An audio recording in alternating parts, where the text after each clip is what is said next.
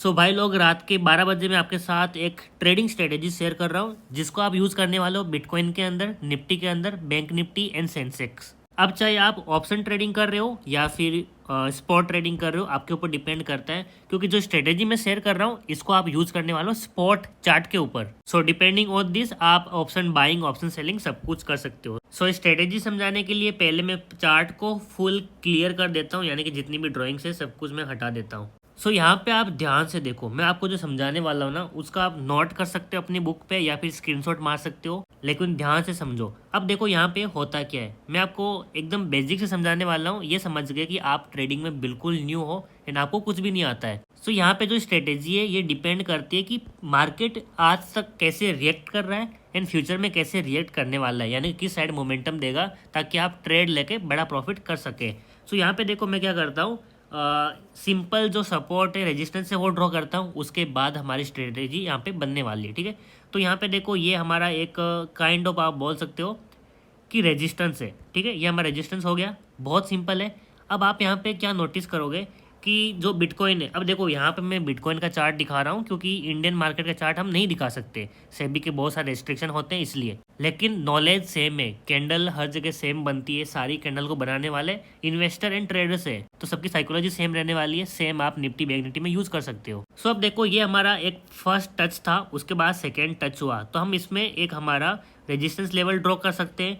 अब यहाँ पे हो क्या रहा है, जब थर्ड टाइम यहाँ पे बिटकॉइन इसको टच किया है एंड इसके बाद छोटा सा रिट्रेसमेंट होने के बाद ब्रेकआउट दिया है एंड आप लोग यहाँ पे क्लियरली ध्यान से देख सकते हो कि जो ब्रेकआउट हुआ है वो कोई नॉर्मल ब्रेकआउट नहीं है। यहाँ पे इतनी बड़ी ग्रीन कैंडल बनी है, वो भी वॉल्यूम राइज के साथ, यानी कि एक परफेक्ट ब्रेकआउट हो गया है। एंड ब्रेकआउट के बाद क्या करना होता है, बहुत ही सिंपल है, सभी को पता है कि यहाँ पे हमें एक बाइंग की साइड ट्रेड करना है, जो कि मैं यहाँ पे आपको लगा के दिखा देता हूँ कि हमारा यहाँ पे ब्रेकआउट हुआ है एंड कहीं ना कहीं यहाँ पे स्टॉप लॉस लगेगा जो कि जेन्युइन है। हम यहाँ पे 1:2 3 जो भी है वो टारगेट करते हैं, ये हमारा ट्रेड बन गया।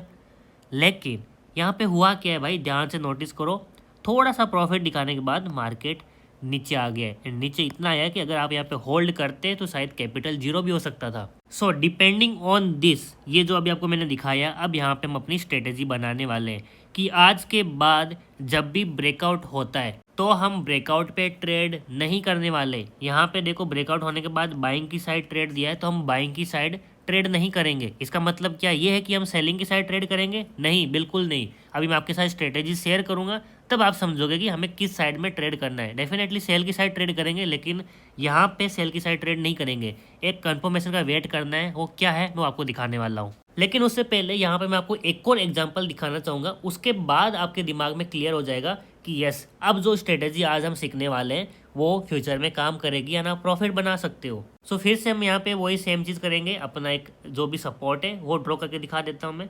तो आप देखो ये वाला हमारा सपोर्ट एरिया बन रहा है। सपोर्ट एरिया क्यों बन रहा है, आपके सामने यहाँ पे क्लियर दिखाई दे रहा है कि यहाँ पे सपोर्ट लेके ऊपर गया था, ये सपोर्ट लेके ऊपर गया था, ये सपोर्ट लेके ऊपर गया था। मैंने इसकी लाइन थोड़ी बहुत यहाँ पे ड्रॉ की है। तो सिमिलरली यहाँ पे देखो, जब यहाँ से रेजिस्टेंस लेके नीचे आया बिटकॉइन, इतनी बड़ी लाल कैंडल के साथ ब्रेकडाउन हो चुका है हमारे सपोर्ट लेवल का एंड लोग यहाँ पे सेल करेंगे अगेन यहाँ पे इतना बड़ा टारगेट करने के लिए, लेकिन फिर से रिवर्स किया एंड ऊपर जाके रेजिस्टेंस को टच कर दिया।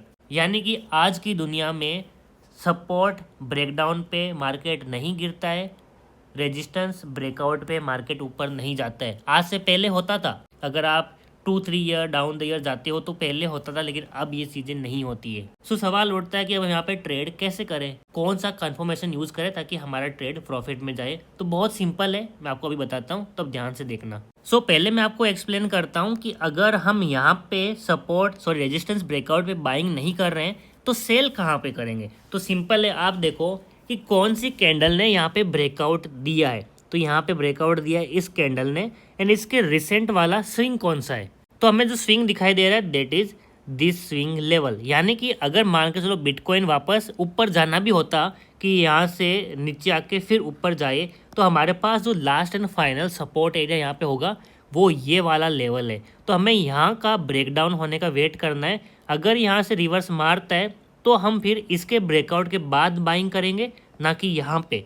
यानी कि सेकेंड ब्रेकआउट पे बाइंग करने वाले हैं एंड सेलिंग करेंगे इस लेवल के ब्रेकडाउन के बाद, जो कि हमारी सेलिंग कहीं ना कहीं इन कैंडल्स पे होने वाली है। बाकी इसके बीच में यानी कि यहाँ पे हम बाइंग नहीं करेंगे एंड यहाँ पे सेल नहीं करेंगे। ये दो लेवल मैंने दिया है निकाल के, इसके बाद में बाइंग एंड सेलिंग होने वाली है। सिमिलरली यहाँ पे नीचे की साइड में देखो, यहाँ से वापस रिवर्स मारा, तो जब ये घूम के वापस थर्ड टाइम इस ब्रेकडाउन को नीचे की तरफ आएगा तब हम सेल करेंगे। यहाँ पे एक चीज़ नोटिस करो, हमारा सपोर्ट एरिया यहाँ पे था, इसके ब्रेकडाउन पे सेल नहीं कर रहे हैं। ये होने के बाद एक स्विंग बना के वापस नीचे की तरफ आएगा, तब हम यहाँ पे सेल करने वाले हैं इस पॉइंट पे, यानी कि एक्स्ट्रा कंफर्मेशन हमने लिया है।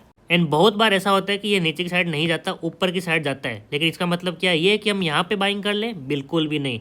बाइंग के लिए यहाँ पे जो क्राइटेरिया वो आपको मैं समझा देता हूँ। तो यहाँ पे देखो, ये वाला हमारा एक छोटा सा स्विंग बना है, लेकिन इतना इंपॉर्टेंट ये स्विंग नहीं है, क्योंकि यहाँ कहीं पे सपोर्ट के पास ये रुका है, तो हम इसको कंसिडर नहीं करेंगे। एक छोटा सा स्विंग बनने देंगे, उसके बाद यहाँ पे बाइंग की साइड ट्रेड करेंगे। तो आपको दिखाई दे रहा है कि मार्केट यहाँ से घूमने के बाद ये वाला स्विंग बनाया है, तो हम क्या करेंगे, इस स्विंग के ऊपर बाइंग करेंगे, यानी कि ये कैंडल हमें बाइंग की साइड ट्रेड दे रहा है। एंड याद रखना, जो हमारा प्रीवियस लो बना है वो हमारा स्टॉप लॉस होने वाला है, जो ब्रेकडाउन होने के बाद बना था, क्योंकि वहाँ पे सबसे बड़ी लिक्विडिटी होती है। तो आपकी बाइंग होने वाली है यहाँ पे, मैं आपको ठीक से दिखा देता हूँ।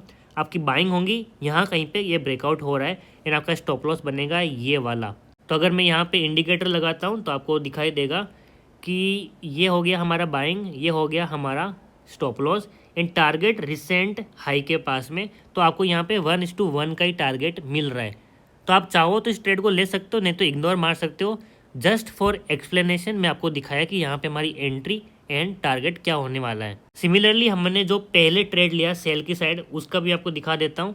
हमारा यहाँ कहीं पे एंट्री होगी, ये हमारा स्टॉप लॉस होगा एंड ये हमारा टारगेट होगा, जो कि आपको क्लियरली दिखाई दे रहा है कि यहाँ पे टारगेट आपकी आंखों के सामने हिट हुआ है। सिमिलर वे में आप पीछे भी जाके इस ट्रेड को, इस स्ट्रेटेजी को बैक टेस्ट कर सकते हो एंड आप लोग देखोगे कि भाई इसकी जो एक्यूरेसी है वो आपको कहीं ना कहीं 96% के आसपास मिल रही है। बट यहाँ पे सिर्फ एक ही ड्रॉडाउन है स्ट्रेटेजी का, दैट इज़ द कि यहाँ पे जो आरआर है वो बहुत कम मिलता है। आपको मोस्ट ऑफ द ट्रेड 1:1 के आसपास मिलेगा एंड इससे बड़ा मिल सकता है, 1:2 भी मिलेगा, 1:3 भी मिलेगा, लेकिन ये थोड़ा कम मिलता है।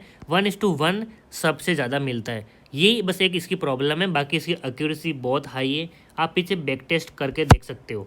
बट इसका मैं आपको एक बेनिफिट बताता हूँ। ये हो गया स्पॉट चार्ट के ऊपर, जहाँ पे इसकी आरआर आपको 1:1 के आसपास मिलता है। लेकिन अगर आप यहाँ पे ऑप्शन बाइंग कर रहे हो, जैसे कि चाहे निफ्टी में ऑप्शन बाइंग कर रहे हो या फिर बैंक निफ्टी में या फिर क्रिप्टो के अंदर, तो वहाँ पे आपका आरआर 1:3 मिनिमम मिलेगा, क्योंकि आपको पता है ऑप्शन कितने फास्ट ब्लास्ट करते हैं अगर आपको इस तरह के कैंडल दिखाई दे दिए तो। सो अगर आप स्पॉट ट्रेडिंग कर रहे हैं बिटकॉइन के अंदर तो आपको थोड़ा सा आरआर कम मिलेगा, लेकिन अगर आप ऑप्शन ट्रेडिंग कर रहे हैं तो सबसे बेस्ट प्रॉफिट मिलने वाला है। एंड अगर आपको नहीं पता कि बिटकॉइन ट्रेडिंग कहाँ पे करें, वो भी बिल्कुल लीगल इंडिया के अंदर, तो आप डेल्टा एक्सचेंज ब्रोकर यूज़ कर सकते हो। इसका मैं लिंक डिस्क्रिप्शन में प्लस कमेंट में पिन भी कर दूंगा, क्योंकि राइट नाउ मेरे अकॉर्डिंग ये एक ही ब्रोकर है जो आपको शायद लीगली ट्रेड करवाता है इंडिया के अंदर।